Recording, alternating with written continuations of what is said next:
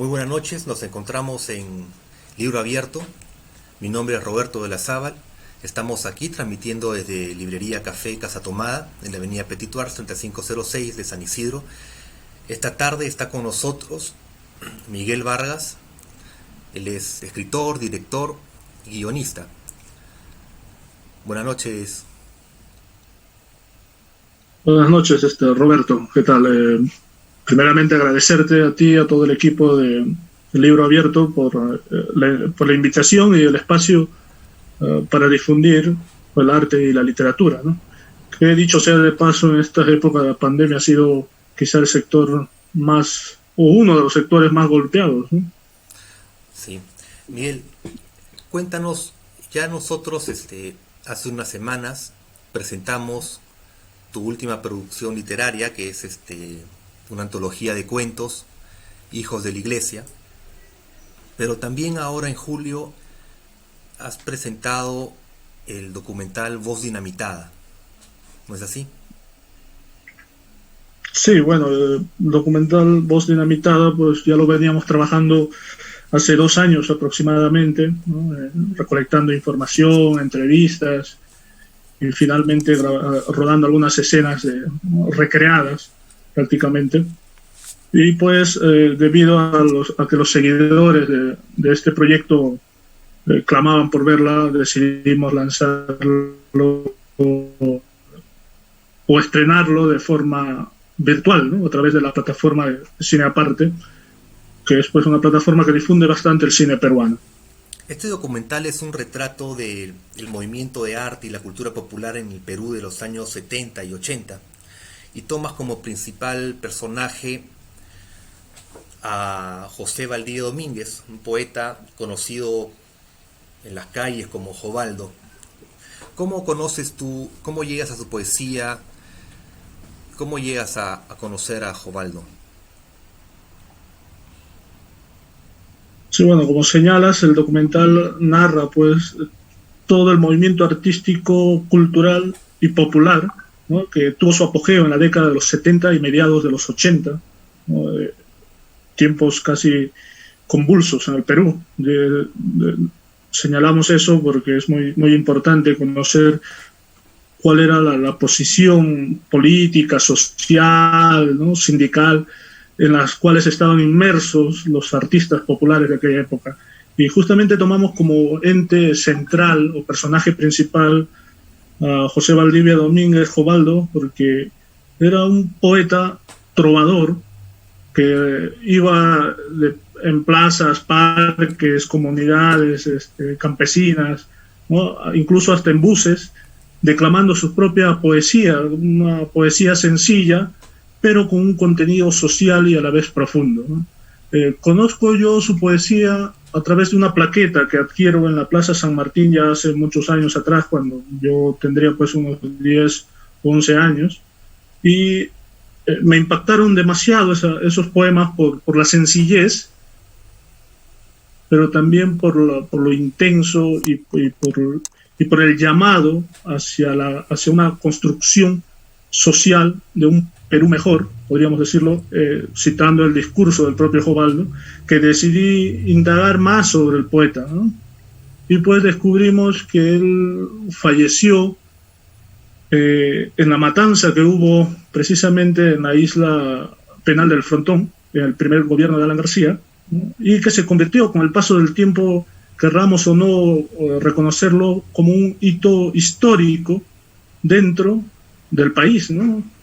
Es inevitable, cuando hablamos de historia, mencionar por lo menos este hecho del Frontón, ¿no? Y es ahí donde muere en condiciones todavía no esclarecidas y su cuerpo desaparece, ¿no?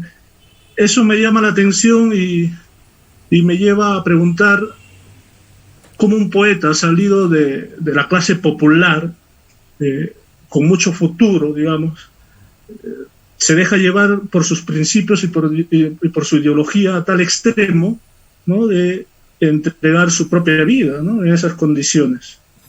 ¿Y cómo surge el título Voz Dinamitada?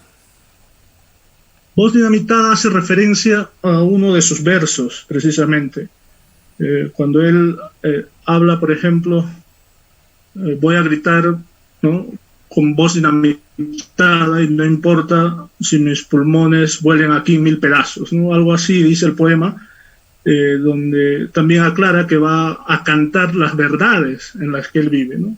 Por lo que nosotros hemos considerado a Jobal una voz popular que representa a su tiempo, a su época, ¿no? Esa juventud rebelde que intentaba transformar la sociedad peruana. Miguel, en tus obras, tanto literarias como audiovisuales, hay un mensaje social claro, ¿no? Siempre has escrito con ese interés de mostrar temas vinculados a la sociedad. Sí, en cierta forma sí. Incluso los cuentos que escribo, que son o que se podrían ubicar dentro de un género de ficción, tienen muchos datos reales, ¿no?, muchos sucesos reales. Y busco siempre transmitir un mensaje detrás de las palabras. Comentando un poco sobre eso, había pues una lucha constante entre dos vertientes que concebían, por un lado, el arte como una construcción purista, estética, ¿no?, sin ningún mensaje, y por lo tanto señalaban que el arte no era social. Y es por eso que surge otro bando que clamaba pues el arte social, un arte comprometido con la realidad social. Pero analizando un poco esta situación, vemos que el arte, y si analizamos, digamos, desde la tragedia griega con Sófocles, Esquilo, etcétera, todos están vinculados con la sociedad, ¿no? Extraen su fuente de inspiración de la sociedad, y el mensaje que transmiten a través de sus obras va a repercutir también sobre esa sociedad, ¿no? Si hablamos de Edipo, por ejemplo, ha repercutido bastante en la ciencia de la psicología, etcétera. Entonces, planteo de que toda obra, así sea o solamente se rescate lo estético, es social, porque repercute y viene de la sociedad. Lo que nosotros buscamos es pues transmitir un mensaje que coadyuve a transformar un poco la realidad que, como vemos, no es justa, o sea, no es justa para una gran mayoría social, ¿no? Miguel, ¿cómo te llega la inspiración? ¿Cómo es ese momento en el que tú te sientas a escribir? ¿Cómo tiene que ser el tiempo, el momento y el espacio mientras escribes? Bueno, depende también de lo que escriba, ¿no? Porque a veces estoy tomando un café o estoy sentado o incluso haciendo algo de deporte y surge una idea, porque a veces escribo poesía también. Surge la idea de un verso, o, pues, no sé, agarras una servilleta o una tarjetita que haya por ahí y lo apuntas porque luego se te olvida, ¿no? Pero también hay pues trabajos que nos proyectamos a realizar. Actualmente voy escribiendo una novela, ¿no? Y para escribirla pues me encierro constantemente, suelo aislarme y utilizo sobre todo la noche porque es un ambiente más tranquilo, mucho más silencioso, donde no corres tanto el riesgo de que interrumpan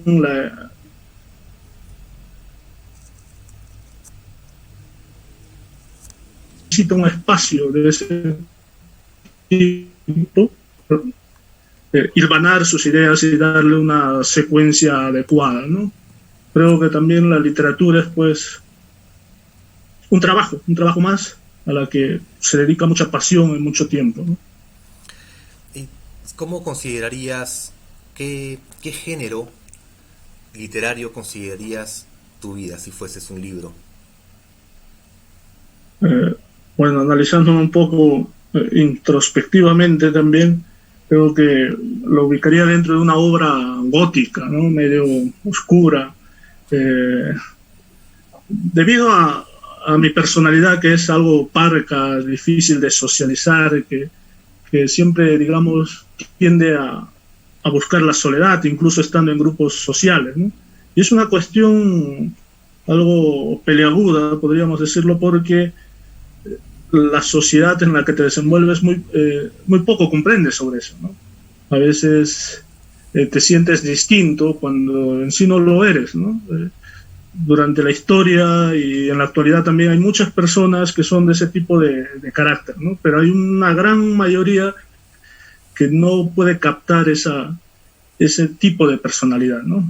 Me ha pasado, por ejemplo, que a algunos les molestaba mi silencio porque decidí escuchar o hablar simplemente cuando era necesario, ¿no? Y, y hay casos que se dan así, o sea, que les incomoda ese tipo de personalidad, ¿no? Entonces sí, yo me ubicaría dentro de una obra gótica porque para conocer o ver más allá de las palabras o del arte en sí, de la forma en sí, tenemos que adentrarnos más, ¿no? Mucho más para poder conocerlo de verdad. ¿Y ese final sería tan trágico como el de Jovaldo? eh, bueno, no lo sé, las condiciones. Creo que cada hombre es pues la construcción de su época y de su tiempo, ¿no? El tiempo ya dirá cuál es pues nuestro destino en sí, pero lo que sí hacemos desde nuestras trincheras del arte, ¿no? De nuestras armas, de nuestra forma de luchar, es pues transmitir un mensaje a la sociedad, ¿no? A la juventud sobre todo, para que podamos transformar en algo el país, ¿no? Construir un país mucho mejor, un país mucho más justo, ¿no? Con más igualdad para todos. Y bueno, creo que una de las herramientas más grandes para eso es definitivamente el arte, ¿no? Es la literatura. ¿Cómo te sientes más cómodo usando el lenguaje escrito o el lenguaje audiovisual?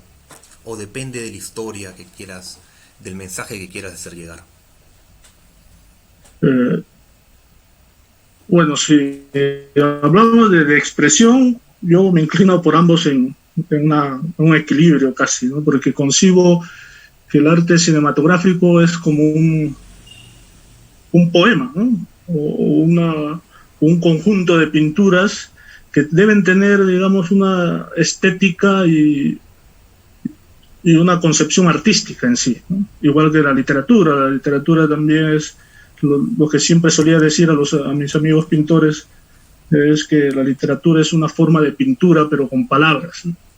O sea, siempre hay algo que transmitir, pero se tiene que transmitir de forma artística, ¿no? Eh, Contando, por ejemplo, la historia de Javier Herod, ¿no? Concebía de la misma manera, ¿no? Creía que el cine era una forma de poesía, pero con imágenes, ¿no? De ahí su pasión por querer aprender cine en Cuba, ¿no? Y más o menos esa es mi concepción. Sin embargo, en el Perú, como en gran parte de América Latina, hay muy poco apoyo, digamos, al cine nacional como a la literatura en sí, ¿no? Es algo complejo que parte ya, digamos, de políticas gubernamentales incluso, ¿no? Miguel, quiero agradecerte que hayas estado con nosotros esa tarde aquí tarde-noche ya, aquí en Casa Tomada, librería, a través de nuestras plataformas virtuales. Y quiero recomendar esta última obra, Hijos de la Iglesia, de Miguel Vargas Rosas. Es realmente muy recomendable, con una prosa sencilla y directa. Miguel nos sumerge en estos misterios de la literatura de terror.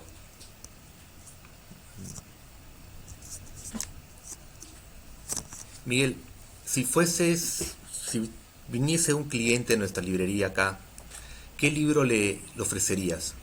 Buscando también cuentos góticos, cuentos de terror, literatura fantástica.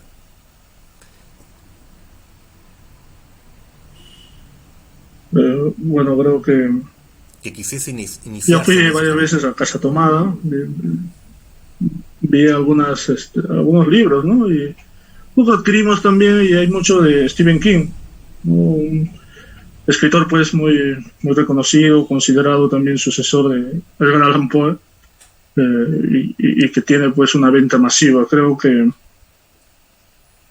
eh, sería ese, y sería pues a Bradbury, creo, ¿no? Que también es un tono gótico. Y bueno, recomendarles que se den una vuelta por la librería Casa Tomada. disfrutar también del buen café que dan, porque sí, estuve ahí y bueno, que sigan difundiendo la cultura y el arte peruano, ¿no? Que es como conocí, digamos, a la librería también de forma personal y física, realizando actividades culturales, y creo que es una de las cosas que las ha caracterizado, ¿no? Sería eso, esos dos, y bueno, hay una variabilidad de libros que pueden encontrar ahí en la librería, ¿no? Muchas gracias, Miguel, gracias por estar con nosotros. Buenas noches. Gracias a ti, gracias nuevamente a todo el equipo y gracias a los que nos han seguido la transmisión. Un saludo y hasta la próxima.